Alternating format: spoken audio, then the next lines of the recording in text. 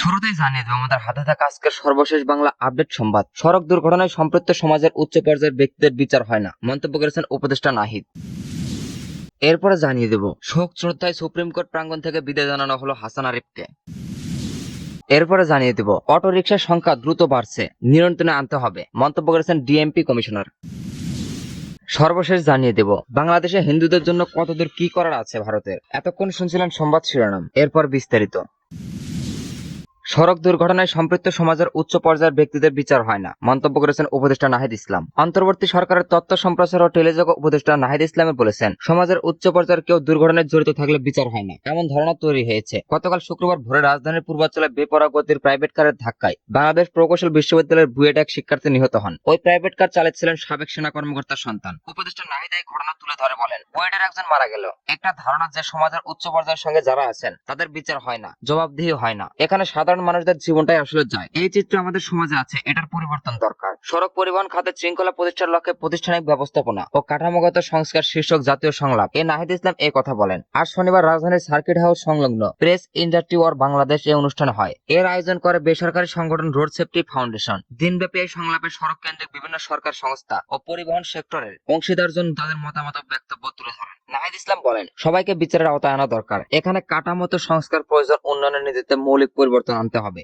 পরিবহন খাতে দুর্নীতি চলমান আছে উল্লেখ করে উপদেষ্টা বলেন, আগের দল দুর্নীতির সঙ্গে জড়িত ছিল, আবার এখন আরেক দল রয়েছে। এই দুর্নীতি বন্ধ করতে হবে। এখানে রাজনৈতিক দলগুলোর ভূমিকা প্রয়োজন, কারণ রাজনৈতিক কর্মীরাই এগুলো জড়িত। পরিবহন খাতের সমস্যা বহুমুখী বলে মনে করেন উপদেষ্টা নাহিদ। তিনি বলেন, এখনো দুর্নীতির সমস্যা রয়েছে, রাজনৈতিক কারণের কারণে সমস্যা রয়েছে, শিক্ষা ও জনসচেতনের জন্য সমস্যা রয়েছে। আমাদের অধ্যক্ষমতা ও নিয়মিত না মানার ব্যবস্থা আছে। এখানে বহুমাত্রিক সমস্যা, তাই এটার সমাধান চ্যালেঞ্জের। সব অংশীদার জনকে একত্রে আনতে হবে। এখানে রাজনৈতিক চাপ থাকবে, এখানে সুবিধাভোগী গোষ্ঠী জড়িত। নাহিদ বলেন, 2018 সালের কোটা সংস্কার ও নিরাপদ সড়ক আন্দোলনে ছিল আমাদের জন্য মূল ভিত্তি। সে সময় কলেজের দুজন সড়ক দুর্ঘটনায় নিহত হলে এই আন্দোলন শুরু হয়। নাহিদ ইসলাম আরো বলেন, মানুষের দীর্ঘদিনের একটা ক্ষোভ ছিল, নিরাপদ সড়ক না থাকায় মানুষের ভোগান্তি ছিল। এই আন্দোলনে সেই সময় সহিংসভাবে দমনের চেষ্টা করে। সেই সময় সরকার বিগত 15 থেকে 16 বছর আমরা উন্নয়নের একটা গল্প শুনেছি, ব্যাপক উন্নয়ন। বিগত ফ্যাসিস্ট সরকার একটা ন্যারেটিভ সরকার উন্নয়ন করেছে। আমরাও দেখতে পেয়েছি অনেক রাস্তাঘাট, মহাসড়ক, সেতু হয়েছে। নাহিদ ইসলাম বলেন, এত উন্নয়ন হওয়া সত্ত্বেও কিন্তু নিরাপদ সড়ক নিয়ে আন্দোলন হয়েছে। তার মানে এই উন্নয়ন জনমূলক হয়নি। এই উন্নয়নের সঙ্গে মানুষের নিরাপত্তা ও সুযোগ সুবিধা যোগ হয়নি। এগুলো কাঠামোগত উন্নয়ন দেখাচ্ছে হচ্ছে।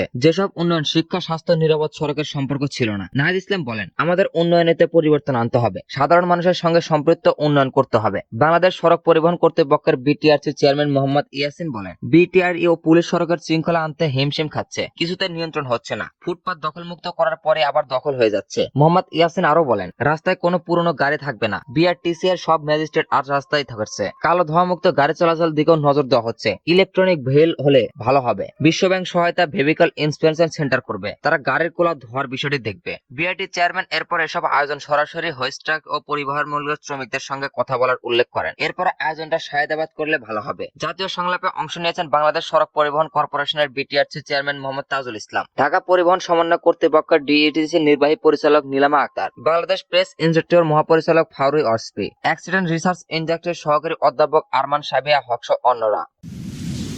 শোক শ্রদ্ধায় সুপ্রিম কোর্ট প্রাঙ্গণ থেকে বিদায় জানানো হলো হাসান আরিফকে। শোক, ভালোবাসা ও ফুলের শ্রদ্ধায় সুপ্রিম কোর্ট প্রাঙ্গণ থেকে বিদায় নিলেন অন্তর্বর্তী সরকারের উপদেষ্টা এফ হাসান আরিফ। সুপ্রিম কোর্টের ইনার গার্ডেন প্রাঙ্গণে আজ শনিবার বেলা 11:15টার দিকে মঙ্গলবারের জানাজার অনুষ্ঠিত হয়। জানাজার পর প্রধান বিচারপতি, সুপ্রিম কোর্ট আইনজীবী সমিতি, বাংলাদেশ হিন্দু বৌদ্ধ খ্রিস্টান ঐক্য পরিষদ সহ বিভিন্ন সংগঠনের পক্ষ থেকে ফুল দিয়ে তার প্রতি শ্রদ্ধা নিবেদন করা হয়। এরপর বেলা 11:30টার দিকে তার মরদেহ লাশ বহনকারী গাড়িতে তোলা হয়। বেলা 11:37 দিকে হাসান আরিফের মরদেহ বহনকারী গাড়িটি আদালত প্রাঙ্গণ ছাড়ে। এ সময় জ্যেষ্ঠ এই আইনজীবীর সহকর্মীদের অনেক ছিলেন অশ্বশক্তি। বেসামরিক বিমান পরিবহন ও পর্যটন মন্ত্রণালয় এবং ভূমি মন্ত্রণালয়ের উপদেষ্টা এফ হাসান আরিফ গতকাল শুক্রবার হৃদরোগ আক্রান্ত হয়ে ইন্তেকাল করেন। তার বয়স হয়েছিল 85 বছর। হাসান আরিফ ছিলেন সুপ্রিম কোর্টের জ্যেষ্ঠ আইনজীবী। তিনি দেশের 11তম অ্যাটর্নি জেনারেল হিসেবে 2001 সালের 14 অক্টোবর থেকে 2005 সালের 30 এপ্রিল পর্যন্ত দায়িত্ব পালন করেন। রাজধানীর ধানমন্ডি 7 নম্বর বায়তুল আমজাদ মসজিদে গতকাল বাদ এশা হাসান আরিফের জানাজা অনুষ্ঠিত হয়। আজ সকাল 10:30টার দিকে হাসান আরিফের মরদেহ তার দীর্ঘদিনের প্রিয় কর্মস্থল সুপ্রিম কোর্ট প্রাঙ্গণে আনা হয়। দীর্ঘদিনের সহকর্মী আইনজীবী, রাজনীতিবিদ ও পরিজনদের ছুটে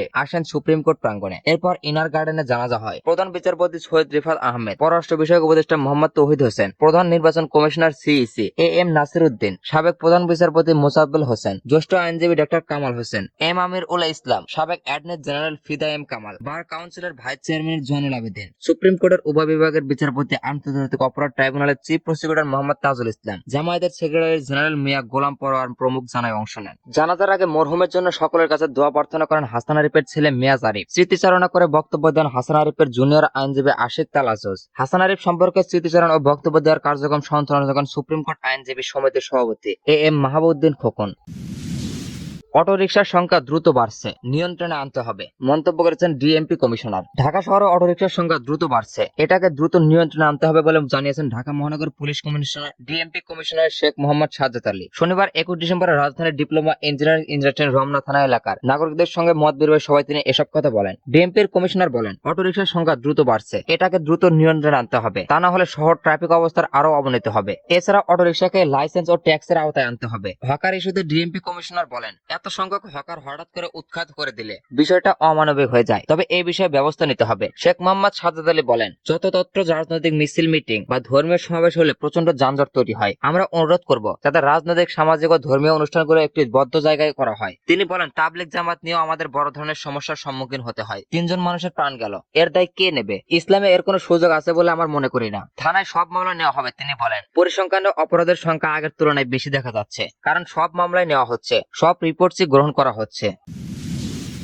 বাংলাদেশে হিন্দুদের জন্য কত দূর কি করার আছে ভারতের? শেখ হাসিনা সরকারের পতনের পর থেকে গত 4.5 মাসে ভারতের পক্ষ থেকে বারবার বাংলাদেশ হিন্দু ও অন্য ধর্মের সংখ্যালঘুদের উপর নির্যাতন বন্ধ করার ব্যাপারে জোরালো আহ্বান জানানো হয়েছে। ভারতের প্রধানমন্ত্রী নরেন্দ্র মোদী একাধিকবার বাংলাদেশ সরকারকে প্রধান উপদেষ্টা মোহাম্মদ ইউনূসের সঙ্গে এই বিষয়ে আলোচনা করেছে, টেলিফোনে এবং টুইটারে বার্তা দিয়েছেন। এই বিষয়টি ভারত বাংলাদেশের পররাষ্ট্রমন্ত্রী এবং পররাষ্ট্র সচিবদের আলোচনায় উঠে এসেছে। ভারত সরকার তাদের সংবাদকে বাংলাদেশ হিন্দুদের সুরক্ষা নিয়ে উদ্বেগ প্রকাশ করেছে। গত কয়েক মাসে ভারত সরকারের বিভিন্ন স্তরের বিবৃতিতে বাংলাদেশ হিন্দুদের অবস্থায় বিষয়টি গুরুত্বের সঙ্গে উঠে এসেছে এবং পররাষ্ট্র মন্ত্রণালয়ের মুখপাত্র সাপ্তাহিক ব্রিফিংয়ে এ নিয়ে অঙ্গুলতাবল মন্তব্য করেছে। ভারতীয় গণমাধ্যমে এবং টিভি চ্যানেলে বাংলাদেশের হিন্দুদের পরিস্থিতি নিয়ে প্রতিবেদন, আলোচনা এবং তর্ক বিতর্ক চলছে। যদিও বাংলাদেশ সরকার এই মন্তব্য খবরকে অরঞ্চ বা ফেক নিউজ হিসেবে নাকচ করেছে, তবে ভারতের ভেতরে এই প্রতিবেদনগুলো ব্যাপক সাড়া ফেলেছে। সামাজিক মাধ্যমে বাংলাদেশ হিন্দুদের উপর নির্যাতনের প্রসঙ্গ ঘিরে বিশ্বদাকারে অব্যাহত রয়েছে। বাংলাদেশের হিন্দুদের সুরক্ষা নিয়ে ভারতের উদ্বেগ এতটাই তীব্র হয়ে গেছে যে এটি দ্রুত ভারতের অন্যতম প্রধান জাতীয় ইস্যুতে পরিণত হয়েছে। শুধু বাংলাদেশ সীমাবদ্ধ রাজ্য পশ্চিমবঙ্গ বা ত্রিপুরা নয়, সুদূর গুজরাট, রাজস্থান এবং তালিমুরেও এই বিষয়টি নিয়ে আন্দোলন চলছে।